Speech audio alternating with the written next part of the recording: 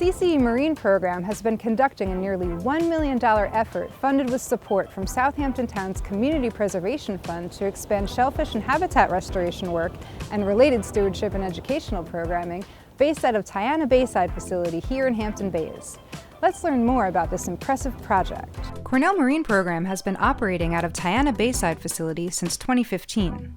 Councilperson John Bouvier explains how CCE Marine and Southampton Town started their partnership at the site. I want to thank Councilman Bouvier. I'm going to turn things over to him and let him tell you a little bit more about this building and how it I didn't realize how much time has gone by, but I think it was back in 2015 or 16 when I just got into office, and I was standing over there. This building used to be a prison. It was a place where they would take disorderly people and put them in there for transport in the 60s and 70s and 80s. John Irwin, who's the facilities manager for the park, I said, what's going on with this building? We want to create this, use this beautiful place that we're all looking at, and we had a lot of water quality issues in mind and things that we wanted to work on, and it seemed like a good logical place to start. The building was there.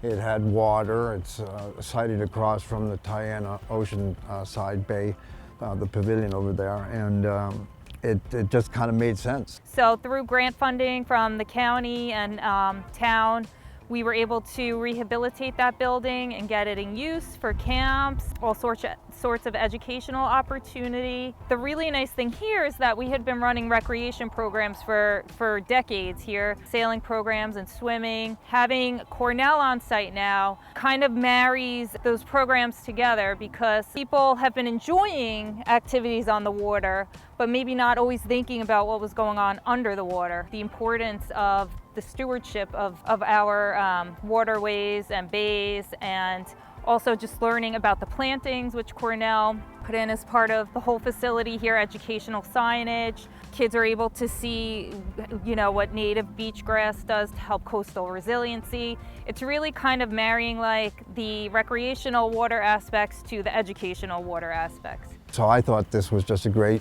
way to start. We have the SPAT program and everything else here, but it evolves over time into more and more. You have Chris Pickrell and Kim Tetrault and Kim Barber, who I'm talking to, who really worked hard to get a lot of things going here, from eelgrass to aquaculture, and that's a way to get people into the heritage of the marine heritage of the town. Aquaculture, I think, is a big future, and that's where we're headed. The opportunity to expand upon our aquaculture activities and habitat restoration efforts was provided in 2021 with the award of a $579,000 grant from the Southampton Town Community Preservation Fund. It was established in 1994, I believe, by Assemblyman Thiel. What it is a transfer fee that's paid by the buyer of a home. So every time there's a sale, they contribute 2.5% of that sale price, and that money goes into the CPF fund. We buy parks properties, we buy spaces for preservation, things that we want to preserve the character of the community, and Community Preservation Fund is really at the heart of the program itself. So we've had an opportunity to do a lot of things, and one of the things that we do is this program, among many other programs across the town that we fund through the CPF program. The community engagement opportunities that we have at Tiana Bayside include lots of education for youth and adults of all ages. We also have citizen science projects that people can get involved with, gathering data on a lot of our local species. And one of the big things we do is habitat restoration and species restoration. So we have loads of volunteer opportunities that people can get involved with. Cornell's really been able to expand their programming outward into the water with Flupsies, growing shellfish here, which they hadn't really been able to do prior. They had done off-site, so now we'll sort of see the fruits of that labor in the years to come, as well as planting eelgrass out in the bay. One big concern over the past few years we've been reading in the newspapers is the decline in bay scallops in our waters. One really exciting part of this project is that Cornell has grown out the first sanctuary here at Tiana Bay and put hundreds of thousands of scallops in the water, and we're excited to see how that helps regenerate our scallop population here. So we're here now in Southampton to try to bring back what used to be a pretty plentiful and productive bay scallop population. What I'm actually doing today is we have scallops that were spawned at our hatchery in Southold, and we put them out here just over 6 weeks ago, and we've been growing them from hatchery size to planting size this fall. So every 3 weeks I'm coming out here, I'm checking the gear, I'm cleaning it, we're taking shell height measurements, mortality measurements. We're also cutting stocking densities, allowing the scallops to grow better. So as they become bigger, they take up more space, so you constantly have to be cutting their stocking densities in half, and then we'll take those scallops and we'll add them to another 200,000 that we'll be bringing down here.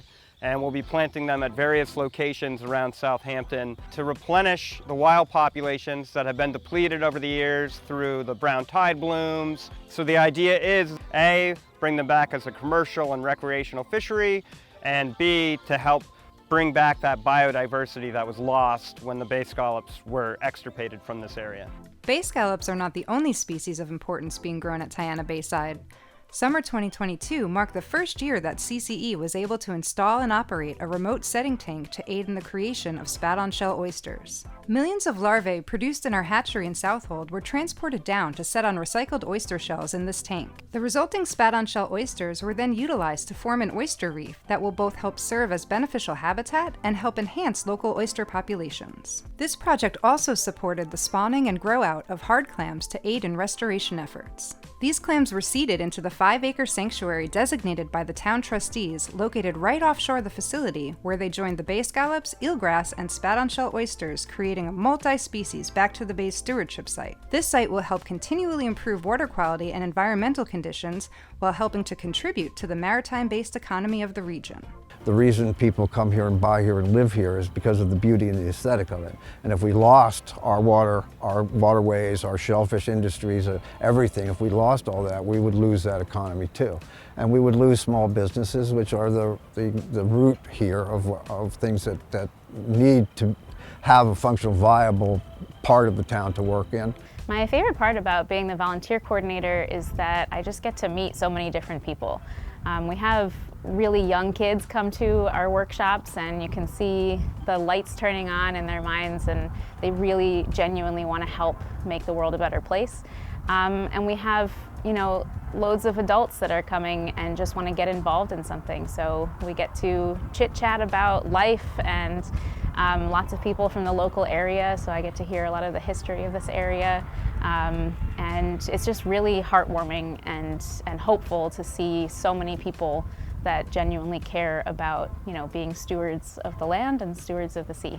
I love the fact that when you come here, you'll find these excited little kids in the programs that Carolyn Monaco does with the kids, and they get all excited and they draw things, and it's obvious that they're learning something that they didn't know before, and taking ownership of this beautiful place that feeds us and raises them, and I'm hoping that'll continue in the future. I'm a member of the SPAT program, so over here where we grow our oysters, you'll have people come up and ask, what are you doing? And it's a great opportunity to talk about that. So outreach, I think, is really critical. It's a big part of what you do here, but you also show what's possible and how it's being done, from underwater to the beaches. And Cornell, to me, has always been a super special place because you guys are very active and very practical in your approach, and I was really glad to see the partnership come about because of that. Another thing I'm looking forward to going into the future is the expansion of the native plantings that they've started here at Tiana Bayside. We've already seen that be able to get reutilized in other facilities we have in the town, including Foster Memorial Beach out in Noyac. We were actually able to take seagrass and goldenrod and other indigenous plants and take them and replant them in another beach location, which is really took well there and is starting to regenerate their coastline and resiliency. So I think just the